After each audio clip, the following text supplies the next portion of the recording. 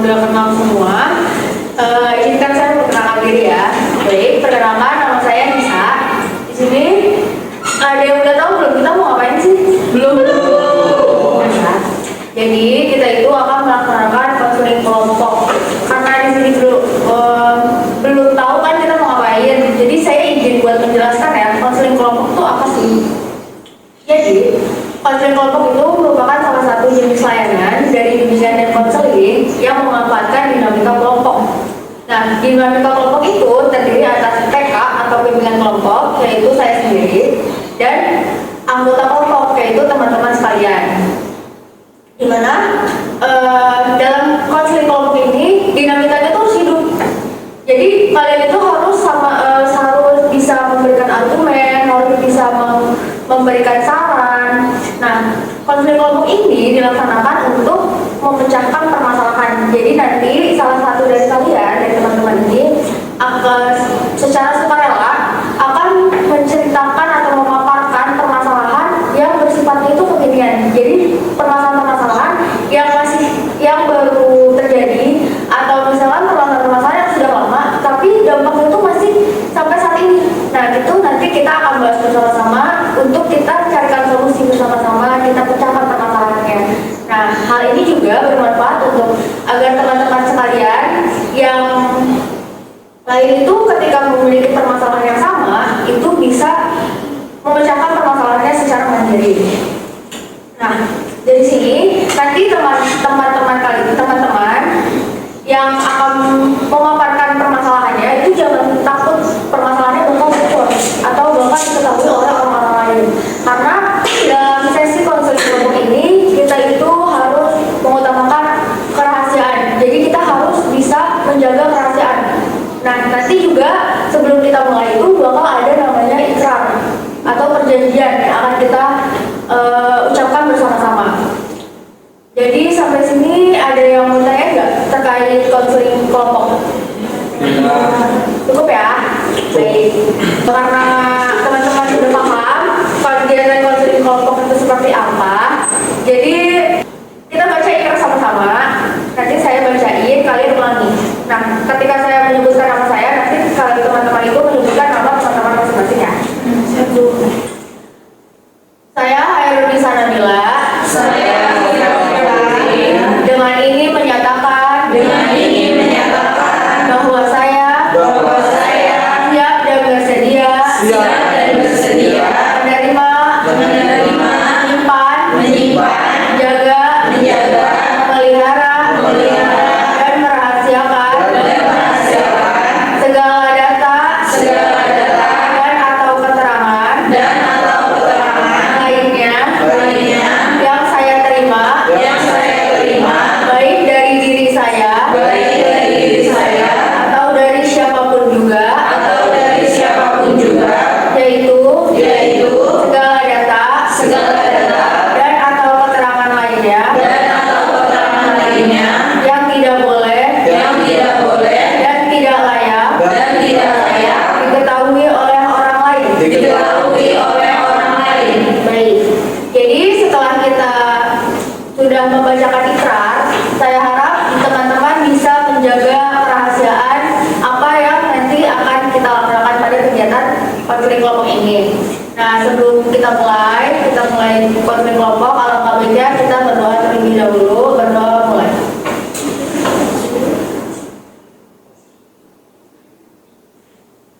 Berdoa selesai.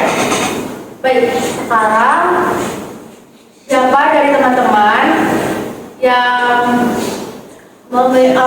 yang siap secara sukarela, atau dari teman-teman yang memiliki permasalahan yang mau kita bahas sama-sama untuk kita carikan solusinya? Saya deh, boleh saja. Jadi gini ya, bisa. Jadi saya itu masih ada rasa trauma pertemanan, karena dimana saya itu kalau punya teman selalu ganjil, entah kayak 5 orang atau kayak 3 orang atau kayak ya pokoknya ganjil, sehingga karena ganjil itu pasti kan di setiap pertemanan ada pertemanan lainnya kan, maksudnya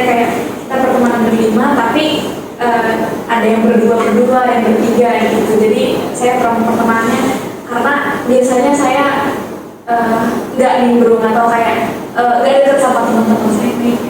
Jadi itu bikin saya rasa saya nggak mau berteman atau bersirkel circle gitu.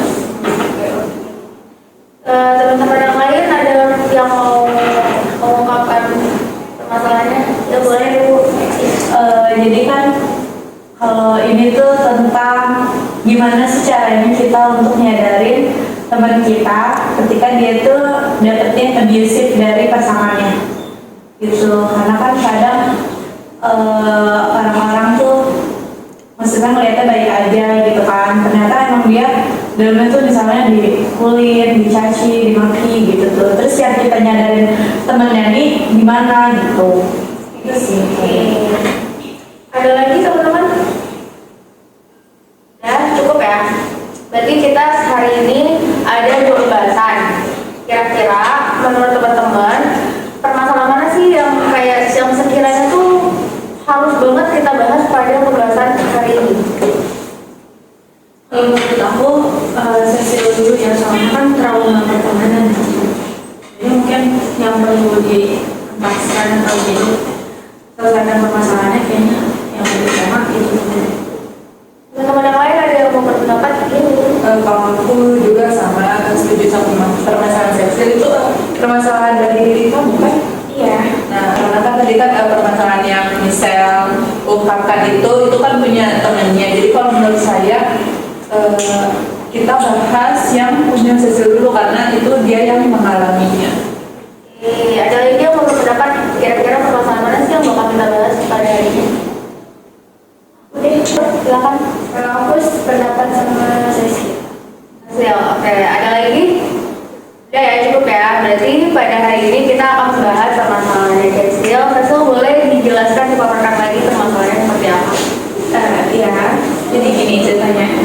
Dari zaman saya SD itu saya emang pasti punya teman-teman dekat yang kayak dari SD, SMP bahkan sampai SMA itu saya tuh pasti punya circle lah ya kalau bahasa kekiniannya.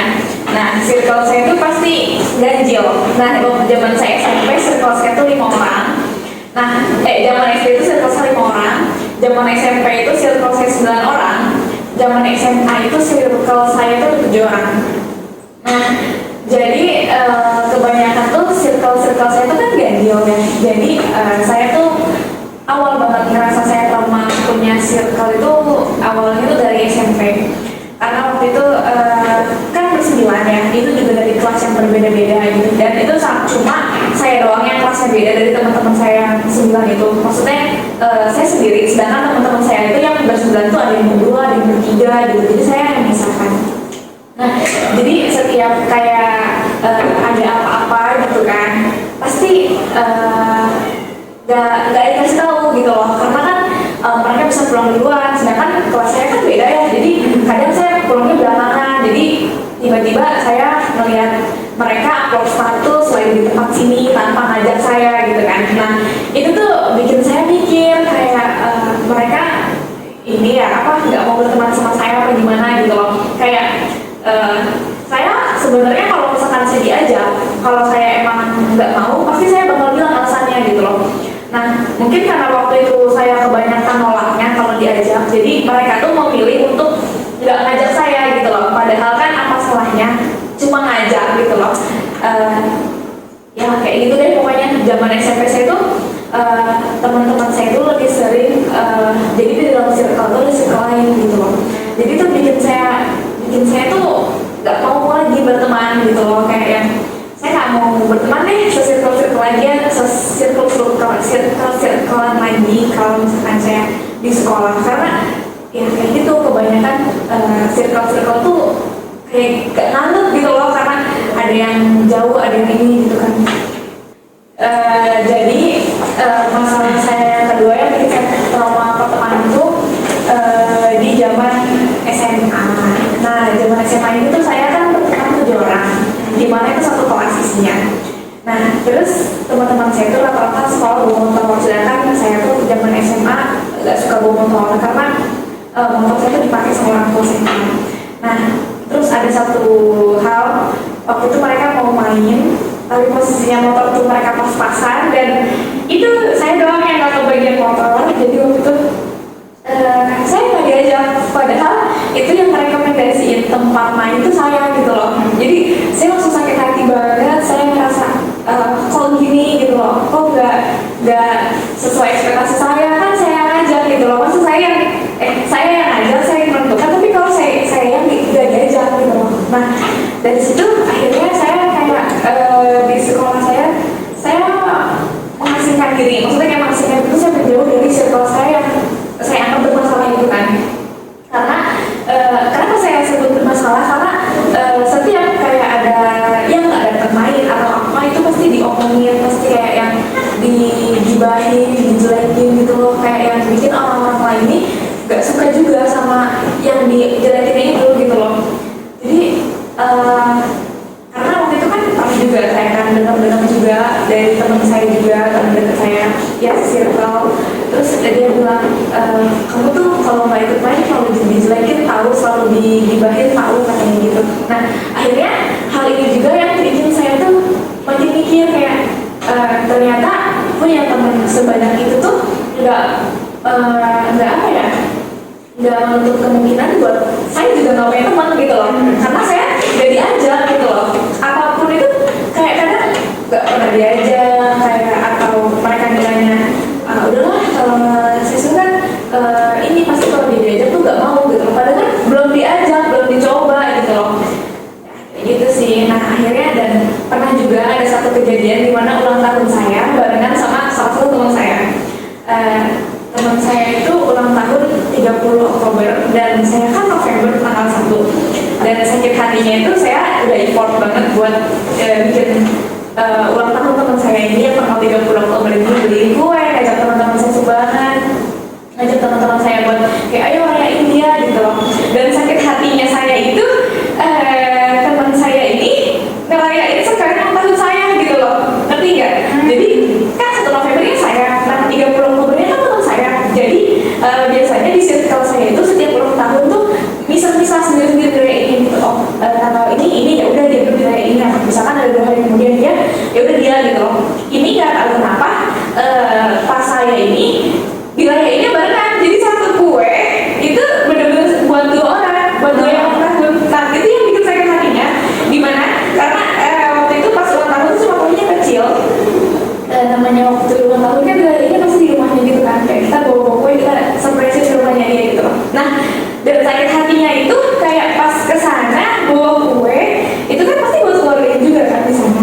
Pas bawa kue buat keluarganya di sana, terus udah dipotong kuenya itu mereka tacepin lilin lagi terus sekalian ke saya gitu loh. Ngerti gak sih kayak kan saya masih ada 1 hari lagi gitu loh, masih ada kan 31 yang kalau masalah tahun gitu. Nah masih ada 1 hari lagi gitu loh, kayak ya saya nggak kecewa ataupun apa, cuma kayak rasanya kayak oh gitu loh, kayak udah nggak apa-apa gitu. Jadi itu benar-benar kayak itu tuh saya yang sumbangan paling banyak, karena kalau saya tuh ke teman selalu kayak all in gitu, kayak teman saya ini oke, all in pokoknya apapun itu, dan itu pun paling banyak sumbangan saya, tapi mereka tuh gak ada feedbacknya buat saya gitu loh. Jadi kayak beneran itu bahkan kue yang biasanya kan kue itu baru dikasih keluarganya kan, sampai itu dibagi gimana ya, dibagi seperempat apa ya, itu yang di bawah tuh kayak yang udah ini buat sisi lain, bawa pulang buat keluarga. Itu kayak nyesel banget, karena apa ya, kayak nggak butuh kue gitu loh, kayak aku pengen disurprisein aja pas hari ulang tahunku ke rumahku gitu loh, nggak perlu kayak bawa yang bagus-bagus, bawa aku nggak usah. Cuma yang sakit hatinya kenapa harus bareng sama temen yang 30 Oktober itu gitu loh. Jadi dari situ juga saya mikir bahwa gak ada benar-benar teman yang baik gitu loh. Kayak saya tahu alasan mereka, karena mereka itu nggak mau ngeluarin duit lagi buat saya gitu loh. Mereka maunya saya terus yang ngeluarin duit, tapi mereka nggak mau ngeluarin duit buat saya gitu. Jadi hal yang bikin saya terlalu berat dari pertemanan tuh kayak gitu, karena circle saya ganjil, terus saya selalu yang nggak kebagian apa-apa, dan saya juga selalu dimanfaatkan karena kalau misalnya zaman SMP saya sering banget ini apa namanya suka naik motor tapi jarang banget sama circle saya gitu. Akhirnya circle saya tuh memanfaatkan buat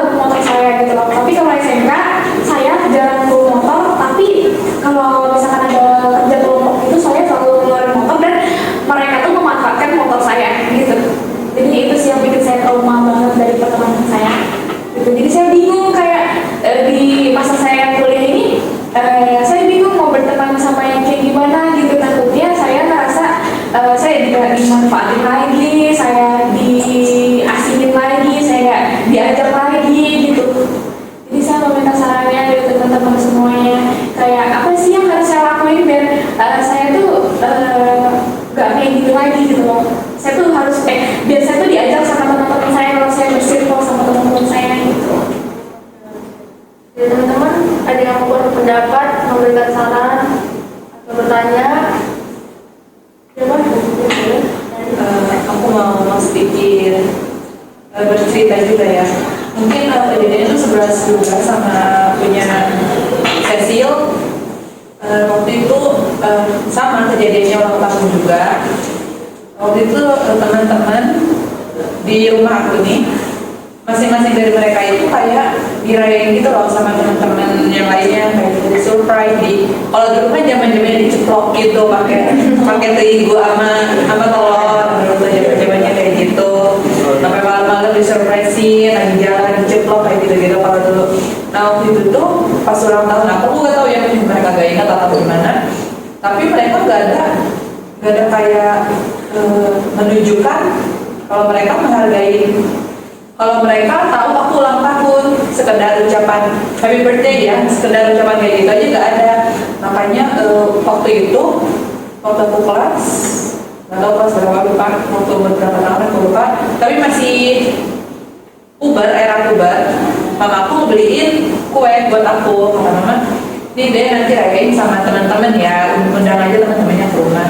Nah ya udah, teman-teman aku datang ke rumah, mungkin dari pengalaman aku, kalau misalkannya apa ya, kita tuh jangan berharap kita dapat feedback yang sama kalau kita mau ngelakuin sesuatu. Kalau dari yang aku kan, aku ikut mereka menceplok, aku ikut mereka ngerayain ulang orang lain, aku ikut. Tapi aku sebenarnya nggak berharap kalau aku bakal diperlakuin sama kayak gitu. Karena mungkin aku juga udah beberapa kali ngalamin satu perlakuan yang berbeda dari mereka, pada itu aku jadi nggak terlalu berharap untuk itu. Nah mungkin Cecil juga bisa kayak gitu kalau misalnya ini tentang masalah Cecil yang sebelumnya ya, bukan yang di kuliahan ini.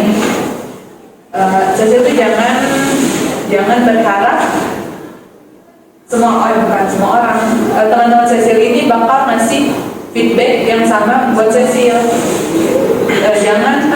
Jangan Cecil ngelakuin ini berharap nantinya Cecil juga dapat perlakuan ini. Kalau menurut aku tuh jangan kayak gitu, karena kalau kayak gitu ya selamanya kita bakal ditambah sama realitas, sama kenyataan yang bakal terjadi nantinya. Mungkin dari aku sih itu. Setuju sih sama Rani, kayak apa ya, kayak misalkan Cecil tuh ngasih sesuatu ke temen Cecil, terus Cecilnya tuh berharap temen itu bisa ngasih sesuatu juga ke Cecil. Mungkin ya Cecil kalau misalkan ngasih sesuatu tuh mungkin jangan terlalu berharap berlebih ya, atau kayak aku nih ngasih sesuatu buat kamu, terus Cecil nggak ngomong, cuma kayak Cecilnya tuh minta kayak nanti kamu harus ngasih lagi hal yang sama ke aku gitu. Mungkin itu aja sih yang harus diubah, kayak Cecil tuh jangan terlalu berharap orang yang jangan berharap Cecil berbuat baik sama orang, terus Cecil berharap orang itu bisa berbuat baik juga ke Cecil. Mungkin nantinya kalau menurut Tuti, Cecil berbuat baik sama orang yang ini, tapi dapatnya itu bukan dari yang ini, tapi dari yang lain gitu. Terus kayak yang tadi di pertemanan kan kayak di sekolah ya, di sekolah itu ada 7 orang atau berapa gitu. Kalau menurut Tuti sih ya mungkin udah lewat ya, cuma kalau misalnya sekarang bisa aja Cecil tuh kayak bisa menyesuaikan diri gitu, kayak di kampus itu temenannya sama siapa, tapi di luar tuh sama siapa gitu, harus bisa gimana juga. Kayak kalau di kampus kan pasti ininya tentang apa ya, kayak kuliahan lah gitu, tapi kalau di luar ya Cecil mungkin bisa cari teman yang emang bisa kayak buat Cecil senang gitu, nggak melulu tentang kuliah gitu. Jadi ya kayak tadi kan Cecil trauma gitu kalau circle-circlean atau kayak kelompok-kelompok teman gitu. Mungkin Cecil bisa nyari teman yang bukan cuma satu circle tapi bisa beberapa gitu. Jadi jangan cuma fokus sama satu teman ini ini atau circle ini aja gitu. Cecil bisa cari circle yang emang buat Cecil nyaman gitu. Cecil enggak apa sih, enggak dimanfaatin atau gimana gitu. Gitu. Mau lagi. Tadi kan gimana takut ya di perkuliahan ini dapat circle yang sama kayak gitu ya. Nah kalau menurut aku mungkin ya emang di perkuliahan ini terkenal akan circle yang toksik. Kalau kita lihat di sosmed tuh pasti ada aja circle-circle yang mereka ungkapin itu pasti toksik gitu loh. Kayak ada aja kayak suatu video yang menceritakan katanya nanti di semester ini kamu bakal tahu sifat asli dari teman kamu di circle itu di perkuliahan. Biasanya kan kayak gitu tuh, emang udah kayak terkenal banget kalau circle di perkuliahan itu emang toksik. Cuman kalau menurut aku itu kan cuman yang diketahui orang-orang, kita kan yang menjalaninya. Jadi nggak semua orang-orang di perkuliahan itu bakalan kayak gitu, bakalan toksik ke Cecil. Nggak mungkin Cecil juga ngerasa kayak gitu tuh karena banyak, selain karena pengalaman Cecil juga mungkin sering kayak berseliweran video-video kayak gitu yang katanya di perkuliahan ini circle-nya kayak gini, kamu ngelakuin ini nanti diiniin, kamu begitu nanti digituin. Padahal sebenarnya kalau menurut aku nggak semua orang-orang di perkuliahan ini bakalan setoksik itu, karena mau gimana pun juga kita ini orang yang istilahnya berpendidikan. Jadi kalau menurut aku Cecil ya berteman sama siapa aja nggak apa-apa. Maksudnya selama Cecil berproses itu mencari teman ya selama ini juga Cecil mencari mana nih orang-orang yang pas buat Cecil.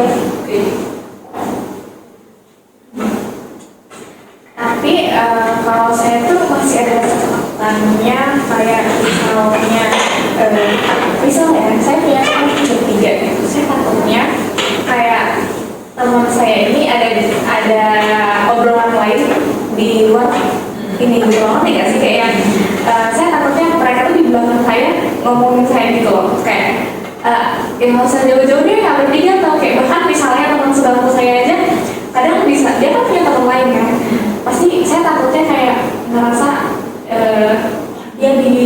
pasti dia juga ngomongin saya ke teman-teman yang lain gitu. Jadi saya masih belum mau percaya banget sama teman saya karena ya gitu, ya masih belum ada rasa buat percaya itu karena takut. Makanya kenapa saya sekarang saya belum benar-benar percaya itu sama teman-teman saya gitu, karena masih banyak hal yang saya takutin gitu. Sebenarnya sebenarnya kalau buat terhindar dari omongan julitan lah ya istilahnya, julitan orang itu emang kita gak bisa menghindari itu. Mau kita sebaik apapun juga kalau misalkannya udah waktunya diomongin ya bakalan diomongin, mau kamu sebaik apapun juga. Jadi kalau menurut aku hal yang bisa kamu lakuin ya sebenarnya bersifat bodo amat aja sama yang kayak gitu.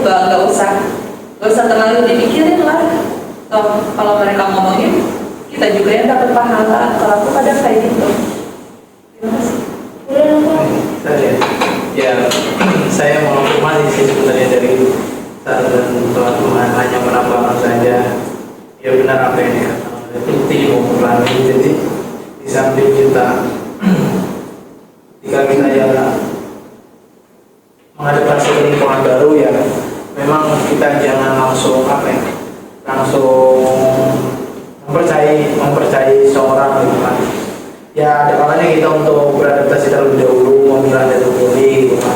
Karena ya seiring berjalannya waktu ketika kita semua berinteraksi, kita semua orang-orang kita berteman, pasti ada saatnya kita akan menemukan orang yang tepat gitu kan.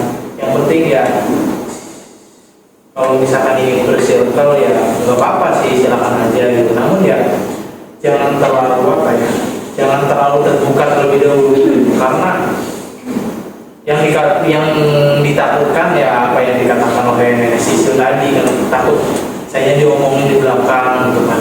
Ya mungkin caranya itu yaitu kita tetap terbuka sama orang-orang yang lain gitu kan, jangan terpatok oleh circle kita walaupun kita punya circle gitu semisal gitu kan. Jadi seperti itu.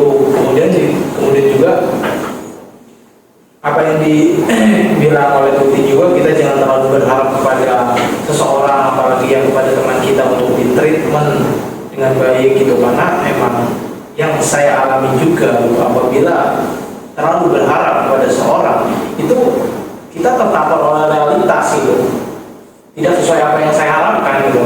Namun saya pernah menantang diri saya untuk tidak berharap lah. Saya nih ketika ada tujuan nih, saya tidak berharap terhadap tujuan tersebut, bodo amat lah gitu, mau itu kayak gimana enjoy aja gitu ya. Seakan seiring berjalannya waktu ya nyatanya tujuan itu baik gitu, maksudnya nggak buruk-buruk amat gitu ketika saya tidak mengharapkan apa yang saya harapkan gitu.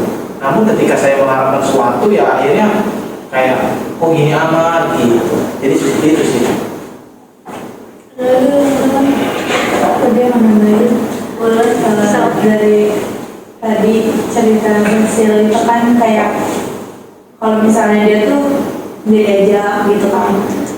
Nah kalau di posisi aku tuh kadang pernah juga sih ngerasain kayak gitu, karena emang dari nggak tahu ya dari dulu itu tuh selalu bertiga terus gitu tuh. Cuma bertiganya tuh kita yang kayak kalau misalnya emang dari kalau di aku ya aku nerapin ke teman-teman akunya tuh kayak kalau ada yang merasa salah nih kita tuh komunikasiin bareng-bareng gitu. Kayak dan kalau misalnya temen aku nih cerita sama si A dan dia belum cerita sama aku, nah nanti si A ini tuh bakalan cerita sama aku kalau si B ini tuh ngelaluin ini loh gitu tuh. Jadinya kayak kita juga tetap sama-sama dapet, dan itu menurut aku bukan ngomongin ya, kayak karena kita udah satu grup gitu kan, ibaratnya udah satu grup dan mungkin akunya yang kurang update atau misalnya dianya yang pada saat itu diajak main nggak bisa gitu, jadinya yang ngobrolnya kalau misalnya ketemunya lagi berdua ya itu ngomongin apa si ini tuh ngelaluin kayak gini gitu. Dan kadang tuh emang rasa itu kan berarti rasa cemburu ya, nggak diinin juga, maksudnya manusia juga pasti ada rasa irinya, rasa cemburunya gitu kan. Aku juga sering ngerasain kayak gitu. Kadang juga sampai mikir menyalahin diri sendiri ya masih, sampai kayak gue salah apa ya gitu, gue punya salah apa ya sama dia. Kadang even temen nih dia ada perubahan dikit aja gitu kan, kayak karena aku orangnya yang tipenya bukan peka ya, kayak tahu gitu orang kayaknya lagi ada masalah, dia orang kayaknya lagi ada yang beda sama gue gitu kan. Jadinya aku yang pertama itu nanya langsung ke dianya, ke temen aku yang satunya, nanya dulu kayak aku ngelakuin salah nggak ya sama dia kenapa ya, apa dia ada masalah. Nah yang satunya ini akan menjembatani apa yang aku rasain tuh ke orang ini gitu. Jadinya kayak ya udah komunikasinya tuh di situ-situ aja, dan nggak ada yang ngerasa, nggak ada yang diceritain, nggak ada yang ngerasa nggak ada yang ngerasa nggak diajak apa gimana gitu. Semuanya diajak, cuman kan kalau itu tuh balik lagi ke diri masing-masing gitu kan, rasanya kayak gimana.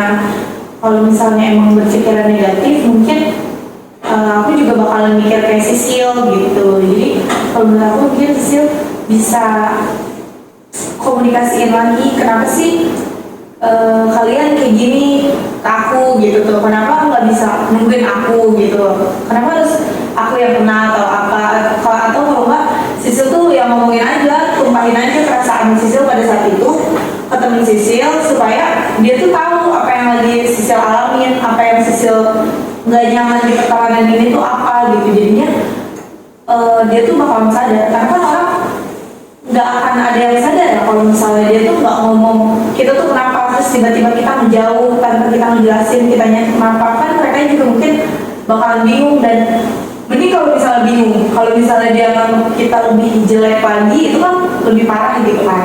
Jadi mungkin kalau menurut aku pikiran kita tuh harus positif aja gitu, kayak ya mungkin emang dia lagi ada masalah atau mereka lagi ada hal yang emang kita nggak tahu gitu.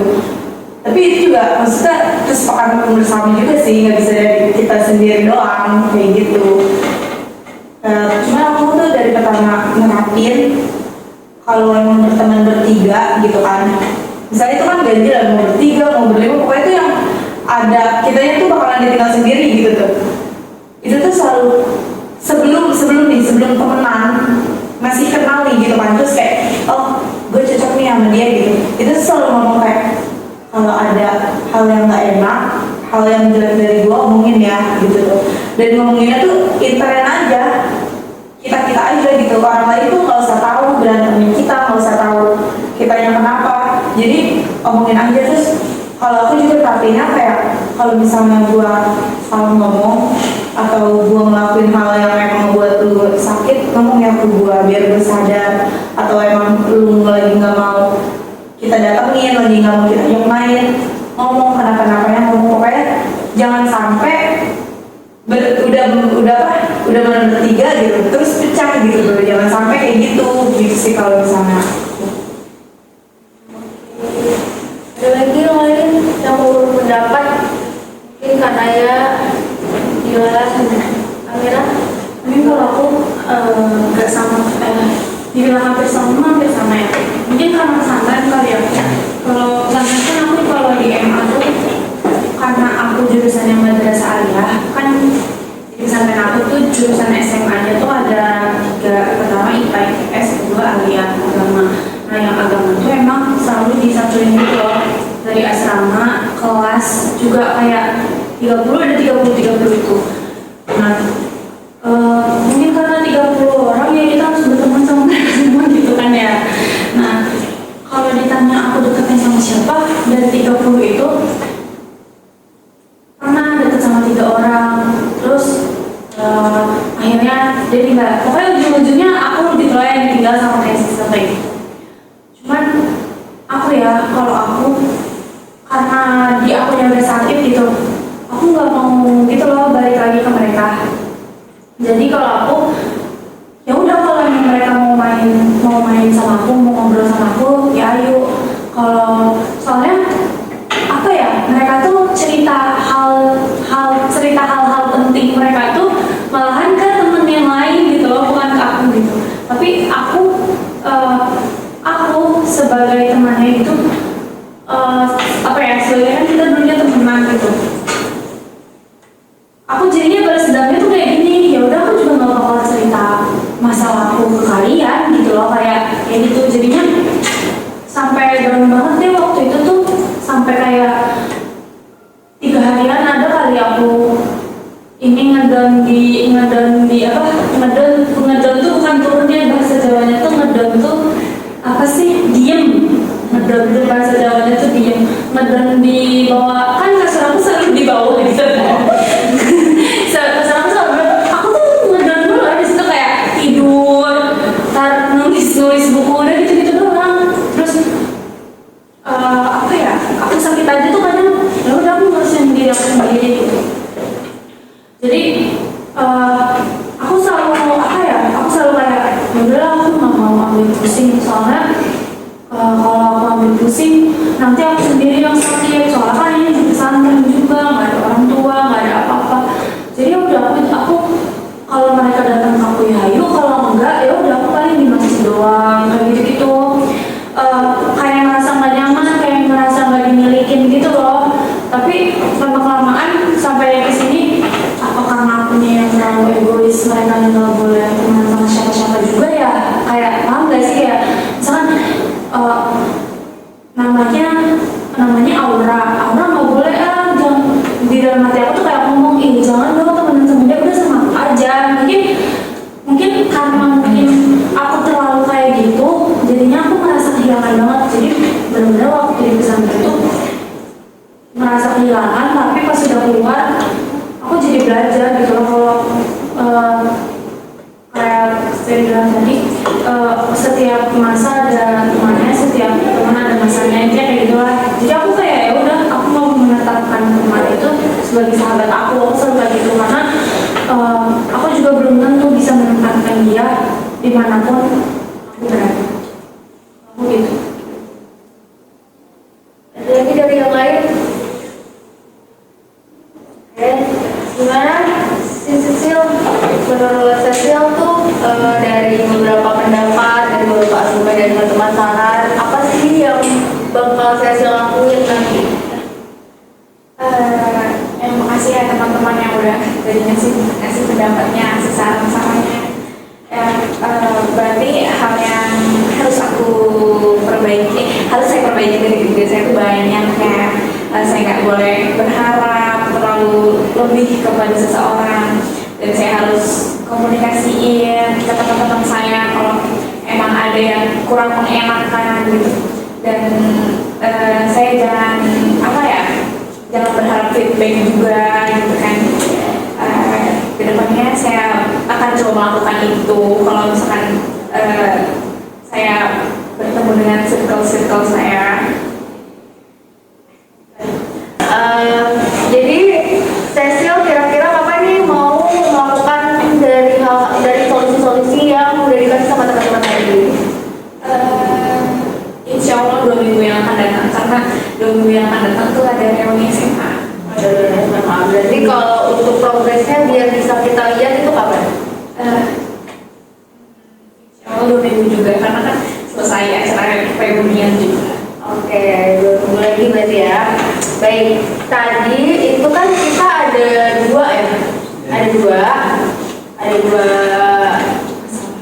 permasalahan.